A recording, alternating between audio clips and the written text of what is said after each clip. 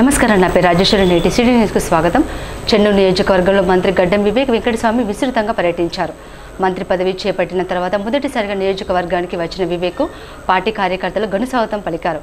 ఇందారం నుండి చెన్నూరు వరకు కార్యకర్తలతో కోలాహలం కనిపించింది. మంత్రి పదవి చేపట్టిన అనంతరం తొలిసారి చెన్నూరు నియోజకవర్గ కేంద్రానికి విచ్చేసిన సందర్భంగా కాంగ్రెస్ నాయకులు, కార్యకర్తలు మంత్రి వివేక్ గజమాలతో సత్కరించారు. అనంతరం పట్టణంలో నిర్వహించిన భారీ ర్యాలీలో పాల్గొన్న వివేక్ పట్టణంలోని అంబేద్కర్ విగ్రహానికి పూలమాలలు వేసి ఘనంగా నివాళులు అర్పించిన అనంతరం సభలో పాల్గొన్నారు. ఈ సందర్భంగా ఆయన మాట్లాడుతూ తాను ఎక్కడ కూడా అవినీతి లేకుండా అభివృద్ధి చేస్తున్నట్లు చెప్పారు. ఇసుక దందాను బంద్ చేపించడం జరిగిందని తెలిపారు. ప్రజాపాలనలో ఎక్కడ కూడా అన్యాయంగా అరెస్టు చేయడం లేదని, గత ప్రభుత్వ హయాంలో కాంగ్రెస్ నాయకులపై అక్రమ కేసులు పెట్టి భయభ్రాంతులకు గురి చేశారని అన్నారు. ప్రతి గ్రామానికి 50 లక్షల నిధులు కేటాయించి అభివృద్ధి పనులు చేస్తున్నామని అన్నారు. కాంగ్రెస్ ప్రభుత్వం వచ్చాక ఫ్రీ బస్ 500కే గ్యాస్, ఇందిరమ్మ ఇండ్లు ఇవ్వడం జరుగుతుందని వివరించారు. గత ప్రభుత్వం డబుల్ బెడ్రూమ్ ఇస్తానని ప్రజలను మోసం చేసిందని ఆరోపించారు. అర్హులైన ప్రతి ఒక్కరికి ఇందిరమ్మ ఇండ్లు వచ్చేలా చర్యలు తీసుకుంటామని హామీ ఇచ్చారు. తాను ఎప్పుడూ మీతోనే ఉంటానని, మీకోసమే పనిచేస్తానని హామీ ఇచ్చారు. ఎలాంటి ఇబ్బందులు లేకుండా సాగు చేసుకునే విధంగా చర్యలు తీసుకుంటామని పోడు రైతులకు హామీ ఇచ్చారు. బీఆర్ఎస్ ప్రభుత్వం కేవలం కమిషన్ల కోసమే కాళేశ్వరం ప్రాజెక్టును నిర్మించిందని ఆరోపించారు. సింగరేణి నుండి కొత్త గనులను తీసుకొచ్చి ఈ ప్రాంతంలోని నిరుద్యోగులకు ఉపాధి అవకాశాలు కల్పిస్తారని హామీ ఇచ్చారు.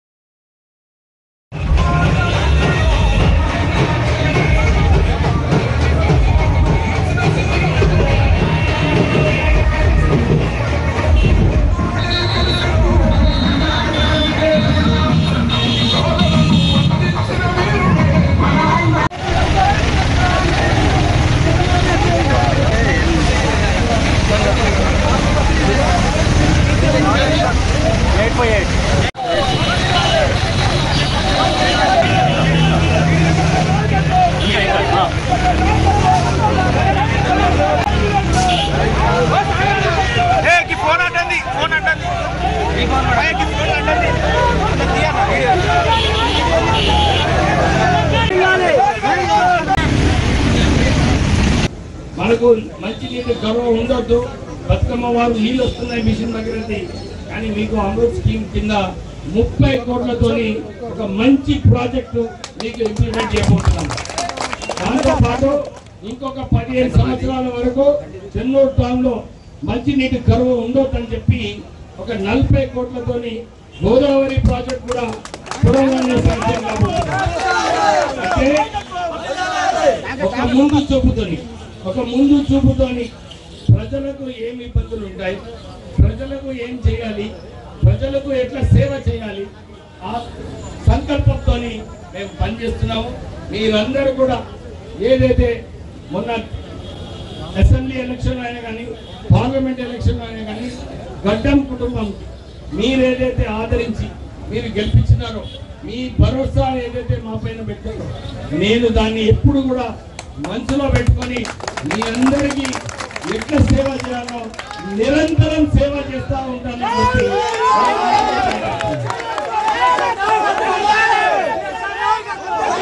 మీరు అందరు చూస్తున్నారు, ఇదొక ప్రజాపాలనలో కోరుకుంటున్నారు. ఏది అవసరాలో ఇవన్నీ కూడా నేను దృష్టిలో పెట్టుకొని మీ అందరికీ అన్ని వార్డులలో నిధులు పెట్టడం తెలుసు. చాలా గ్రామాలలో చాలా మంది ఉన్నారు మన స్నేహితులు. ఇక్కడ మీరందరూ చూస్తారు, గ్రామాలలో అసలు నిధులే శాంక్షన్ కాలేదు. కానీ నేను ఒక్కొక్క గ్రామానికి 30 నుంచి 40 లక్షల వరకు అన్ని నిధులు పెట్టి అన్ని చోట్ల కూడా సీసీ రోడ్లు, మరో నాలీలు పెట్టడం జరిగింది. నాకు ఒక్కటి ఉన్నది, శ్మశాన వాటికకి అన్ని గ్రామాలలో సరిగా రోడ్లు లేవు. ఆ అన్ని రోడ్లు కూడా ఎన్ఆర్ఈజీఎస్ లో పెట్టడం జరిగింది. ఈసారి వచ్చే సంవత్సరం వరకు అన్ని శ్మశాన వాటికల్లో మంచి రోడ్లు ఉంటాయి, మెటల్ రోడ్లు ఉంటాయి. మనకి ఏదైతే ఇబ్బంది ఉందో ఇప్పుడు నిజంగానే మనము శ్మశాన వాటికి పోవాలంటే చాలా చోట్ల కూడా ఇబ్బంది పడుతున్నారు. ఇబ్బంది పడొద్దని చెప్పి నేను నిధులు స్పెషల్ గా పెట్టడం జరుగుతుంది. మీ అందరికీ ఏదైతే రాష్ట్ర ప్రభుత్వం మీకు మాట ఇచ్చిందో ఈ గ్యారంటీలు, మీకు 200 యూనిట్లతో పాటు ఇందిరమ్మ ఇల్లులు, సన్న బియ్యము, 500 రూపాయలు గ్యాస్ సిలిండరు, మనకు రాజీవ్ ఆరోగ్య స్కీమ్ లో 10 లక్షల రూపాయలు ఏదైతే మన రాష్ట్ర ప్రభుత్వం ద్వారా మహిళలకు ఫ్రీ బస్, ఇవన్నీ కూడా ఎందుకు చేస్తుంది రాష్ట్ర ప్రభుత్వము? బీద ప్రజలకు ఆదుకోనికి. ఇక్కడ కాళేశ్వరం ప్రాజెక్ట్ ఏదైతే కట్టిండో కేసీఆర్, అది కేవలం కమిషన్ల కోసం కట్టడం జరిగింది. మీరందరూ గమనించాలి. నిన్న మొన్న కేటీఆర్ ఎక్కడో టీవీ ఛానల్లో మాట్లాడుతూ ఇట్లా కాళేశ్వరం ప్రాజెక్ట్ వలన మీరందరూ చూస్తున్నారు అంటే మంచి పని అయిందా లేదా? 1,00,000 కోట్ల రూపాయలు మింగింది. ఈ కేటీఆర్ ప్రశ్న అడిగితే దీని గురించి మాట్లాడక బీహార్ లో ఏదో అవుతున్నది, అక్కడ నార్త్ లో ఏమైతున్నదని చెప్పి మనకు ఏం వాస్తాం వాళ్ళతో? మన రాష్ట్రానికి మనకు డబ్బులు కట్టడం ఇల్లు 10 సంవత్సరాలు మనకు కట్టియక ఈ కమిషన్ల కోసము ఈ కాళేశ్వరం ప్రాజెక్ట్ కట్టిన కేసీఆర్, అది కేటీఆర్ ఏమో దాన్ని సమర్థిస్తారు. మీరందరూ కూడా గమనించాలి. ఈ ప్రాజెక్టు కాళేశ్వరం ప్రాజెక్టు లోక్ అదాలత్లో కక్షిదారులు రాజీకి వచ్చి కేసులను పరిష్కరించుకోవచ్చని Luxettipet junior civil judge Sai Kiran పేర్కొన్నారు. లక్షర్పేట మండలం న్యాయ సేవా అధికారి సంస్థ ఆధ్వర్యంలో Luxettipet junior civil judge court ఆవరణంలో జాతీయ లోక్ అదాలత్ కార్యక్రమంలో ముఖ్య అతిథులుగా పాల్గొని ఆయన మాట్లాడారు. సుప్రీంకోర్టు మరియు హైకోర్టు ఆదేశాల మేరకు ప్రతి జిల్లాలో ఈ లోక్ అదాలత్లు నిర్వహిస్తున్నామని అన్నారు. ఈ లోక్ అదాలత్ కుటుంబంలో చిన్న చిన్న కేసులు, అదేవిధంగా భూ వివాదంలో డ్రంక్ అండ్ డ్రైవ్ లో ఉన్న అన్ని రకాల కేసులలో రాజీకి వచ్చినట్లయితే ఈ లోక్ అదాలత్ కేసులు కొట్టివేయబడునని ఆయన తెలిపారు. ఇలా లోక్ అదాలత్లో కక్షిదారులు రాజీకి వచ్చి కేసులు తొలగించినట్లయితే కోర్టులలో కేసులు తక్కువ అవుతాయని అన్నారు. అంటే సంవత్సరానికి 4 సార్లు ఎవ్రీ 3 నెలలకి నేషనల్ లోక్ అదాలత్ అనేది కండక్ట్ చేయడం జరుగుతుంది. సో ఆనరబుల్ సుప్రీంకోర్టు హైకోర్టుకి చెప్తుంది. సో ఆనరబుల్ హైకోర్టు ఏం చేస్తుందంటే అన్ని జిల్లాల్లో నేషనల్ లోక్ అదాలత్ కండక్ట్ చేయండి అని చెప్పి ప్రతి జిల్లాకి ఉన్న డిస్ట్రిక్ట్ లీగల్ సర్వీస్ అథారిటీకి అండ్ ఇక్కడ లక్షర్పేట ఉన్న మండల్ లీగల్ సర్వీస్ అథారిటీకి ఈ యొక్క నేషనల్ లోక్ అదాలత్ అన్న దాంట్లో మీరు కేసెస్ అనేది కాంప్రమైజ్ చేయండి అని చెప్పి చెప్తున్నారు. సో ఎలాంటి కేసెస్ కాంప్రమైజ్ చేయాలంటే కాంపౌండబుల్ అంటే రాజీ తగ్గ కేసెస్లు, అంటే ఇప్పుడు మనకున్న ఏంటంటే ఇప్పుడు ఫ్యామిలీ మ్యాటర్స్ ఉన్నాయి. సో డివోర్స్ కేసులు కానీ, తర్వాత రెస్టిట్యూషన్ ఆఫ్ కాంజుగల్ రైట్స్ కేసులు కానీ, లేకపోతే ఇప్పుడు ఆ ఫ్యామిలీ మ్యాటర్ ఒక్క కేసు అయిందనుకో దానికి ఏమవుతుంది 498 కేసులు, డౌరీ ప్రొవిజన్ కేసులు, డీవీసీ కేసులు అవుతాయి అండ్ మెయింటెనెన్స్ కేసులు అవుతాయి. సో ఇక్కడ ఒక్క ఫ్యామిలీ మ్యాటర్ సెటిల్ అయిందంటే 5 కేసులు ఆల్మోస్ట్ సెటిల్ అవుతాయి. అంతేనా సార్? సో ఒక్క ఫ్యామిలీ మ్యాటర్ కేసు ఏంటంటే వాళ్ళు వేసిన ఎంసీ కేసు పోతుంది, డీవీసీ కేసు పోతుంది, 498 కేసు పోతుంది, డివోర్స్ కేసు కూడా పోతుంది. సో అలా రాజీ తగ్గ కేసులు, ఫ్యామిలీ కేసులు కానీ, అలానే ఇందాక సీనియర్ సార్ చెప్పారు ఏమని civil matters. So civil matter అంటే ల్యాండ్ కేసెస్ ఏమున్నా అంటే చిన్న కేసు కానీ అంటే ఒక గుంట నుంచి 100 ఎకరాల వరకు ఏది ఉన్నా సరే అంటే irrespective of the land measurement administrating ఎంత ఉన్నా సరే అన్ని అలాంటి కేసెస్లో అన్ని దాంట్లో రాజీ పడే అవకాశం అనేది ఉంది.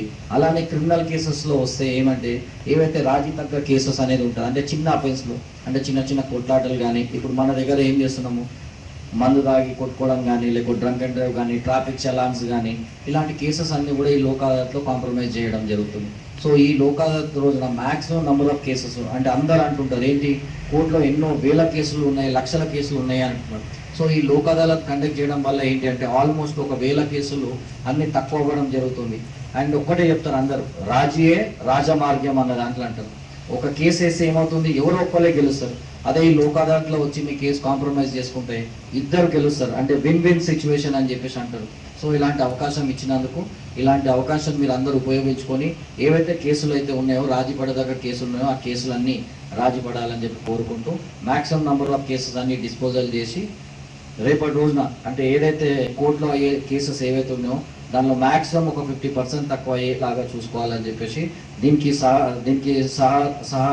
సహకారాలు ఇస్తున్న పోలీస్ డిపార్ట్మెంట్కి అండ్ ఆల్సో కౌన్సిల్స్కి అండ్ ఆల్సో కక్షిదారులకి అందరికీ నమస్కారం చెప్పుకుంటూ Telangana working journalist federation Mancherial జిల్లా 3వ మహాసభలను మంచిర్యాల మున్సిపల్ కార్పొరేషన్ పరిధిలోని వేంపల్లిలో నిర్వహించారు.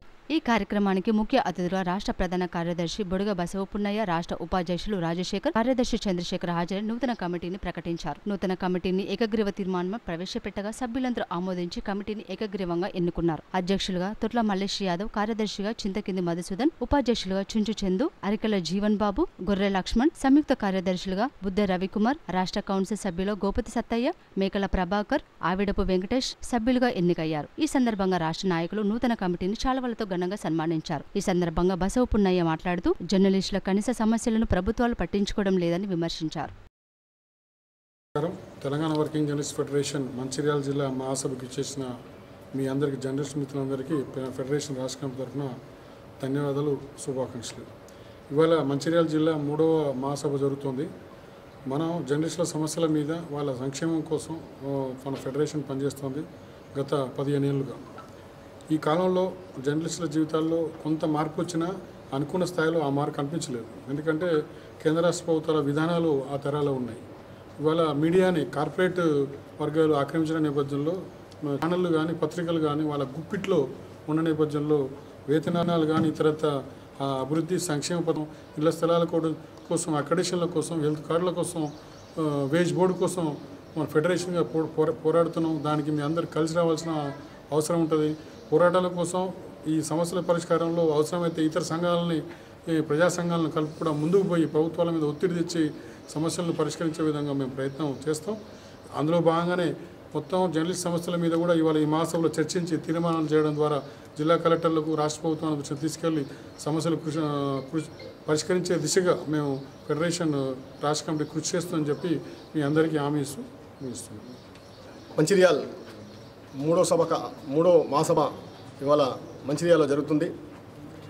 ఫెడరేషన్ తరపు నుంచి జర్నలిస్టులందరికీ, ఈ రాష్ట్ర ప్రభుత్వానికి ఒకటే విజ్ఞప్తి చేస్తున్నాం. ఈ రాష్ట్ర ప్రభుత్వం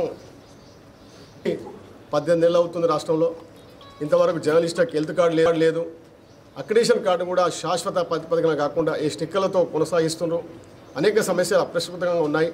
నిత్యం సమాజ హితం కోసం పనిచేసే జర్నలిస్టులు అనేక సమస్యలు ఇబ్బందులు అకాడమీ ద్వారా అందరు జర్నలిస్టులకు న్యాయం జరిగే విధంగా, అలా సమస్యల పరిష్కారం అయ్యే విధంగా ఈ ప్రభుత్వం చొరవ తీసుకోవాలని చెప్పేసి తెలంగాణ వర్కింగ్ జర్నలిస్ట్ ఫెడరేషన్ తరఫున మేము డిమాండ్ చేస్తున్నాం. మంచిర్యాల పట్టణంలోని హమాలివాడ అశోక్ రోడ్లో గల పెద్దమ్మ తల్లి దేవాలయ 3వ వార్షికోత్సవాన్ని ముదిరాజు సంఘం ఆధ్వర్యంలో ఘనంగా నిర్వహించారు. ఈ సందర్భంగా ఆలయ అర్చకులు మాట్లాడుతూ పెద్దమ్మ తల్లి పోచమ్మ దేవాలయం విగ్రహ ప్రతిష్ఠ జరిగి ప్రారంభోత్సవం చేసి 3 సంవత్సరాలు పూర్తయిన సందర్భంగా ఈ రోజు 3వ వార్షికోత్సవాన్ని ముదిరాజు సంఘం ఆధ్వర్యంలో మంచిర్యాలకు చెందిన వందలాది భక్తుల పూజల మధ్య వైభవంగా నిర్వహించుకోవడం జరిగిందని తెలిపారు. ఆలయ వార్షికోత్సవం విగ్రహాలకు చైతన్యం శక్తిని కలిగించడానికి నిర్వహించుకుంటామని, మానవులు జన్మదిన వేడుకలు నిర్వహించుకున్నట్లే విగ్రహ ప్రతిష్టాపన, ఆలయ ప్రారంభోత్సవ వార్షికోత్సవాలను కూడా నిర్వహించుకోవాలని, అప్పుడే ఆ పెద్దమ్మ తల్లి కృపా కటాక్షాలు మనందరిపై ఉంటాయని తెలిపారు.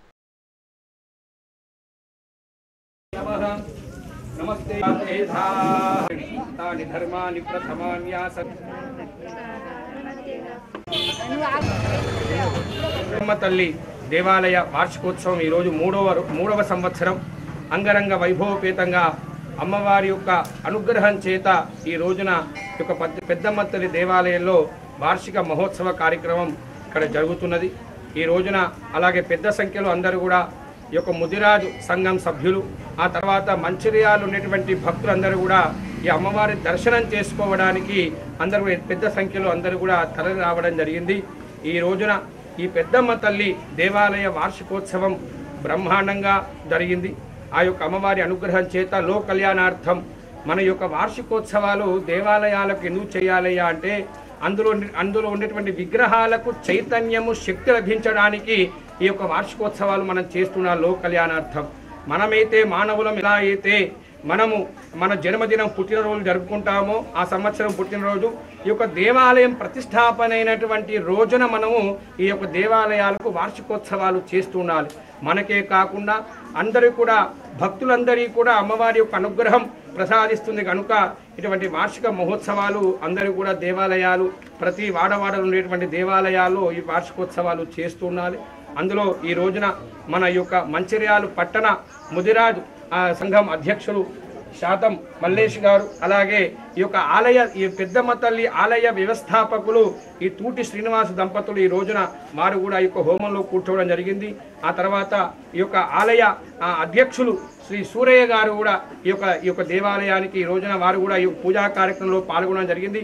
ఆ తర్వాత మంచిర్యాల జిల్లా అధ్యక్షురాలు తిరుమల గారు కూడా ఈ ఆలయానికి వార్షికోత్సవాన్ని కూడా అందరూ కూడా పెద్ద సంఖ్యలో ఈ ముదిరాజు సంఘం సభ్యులు, కమిటీ సభ్యులు అలాగే సంఘం అందరూ కూడా కుల సంఘం అందరూ కూడా ఈ రోజున పెద్ద సంఖ్యలో తరలివచ్చారు. అలాగే మంచిర్యాలలో ఉన్నటువంటి భక్తులందరూ కూడా ఈ రోజున కార్యక్రమంలో ఎంతో మంది భక్తులు కూడా ఈ యొక్క అమ్మవారి దర్శనం చేసుకోవడానికి తరలి రావడం జరిగింది. అమ్మవారి యొక్క అనుగ్రహం ఆ యొక్క పెద్దమ్మ తల్లి ఆ యొక్క అంటే ముదిరాజు సంఘం యొక్క కులదేవత అయినటువంటి ఆ పెద్దమ్మ తల్లి మన మంచిర్యాల పట్టణంలో ప్రజలందరికీ కూడా అమ్మవారి యొక్క ఆశీస్సులు మనందరికీ కూడా ఇవ్వాలని అందరికీ కూడా మేము అందరం కూడా కోరుకుంటూ ఈరోజు ముదిరాజ్ కులస్తులందరూ కలిసి మన కట్టపోచమ్మ ఆలయం వద్ద పెద్దమ్మ తల్లి గుడి నిర్మించుకొని ఈ రోజుకు 3 సంవత్సరాలు కంప్లీట్ చేసుకొని 3వ వార్షికోత్సవము ఈరోజు ఘనంగా మంచిర్యాల జిల్లాలో జరుపుకోవడం చాలా సంతోషనీయం. మా కులదైవమైనటువంటి పెద్దమ్మ తల్లి కుల సభ్యులందరికీ కూడా ఇంటి ఆడబిడ్డగా ఉండి అందరికీ కొంగు బంగారంగా నిలిచి కోరిన కోరికలు నెరవేరుస్తూ ఈ తల్లి మాకు అభయమిస్తూ అందరినీ చల్లగా చూడాలని చెప్పేసి కుల బాంధవులందరికీ కూడా ధన్యవాదాలు తెలియజేస్తున్నాను. అదేవిధంగా ఈ మన ముదిరాజ్ జిల్లా అధ్యక్షులు టూటి శ్రీనివాస్ విజయ గారు ఈ యొక్క కార్యక్రమాన్ని పెద్ద ఎత్తున ఈ కార్యక్రమాన్ని నిర్వహించినందుకు ధన్యవాదాలు తెలియజేస్తున్నాను. సిటీ న్యూస్ ఇంతటి సమాప్తం. తిరిగి ప్రసారమే సిటీ న్యూస్లో మళ్ళీ కలుసుకుందాం. అంతవరకు నమస్కారం.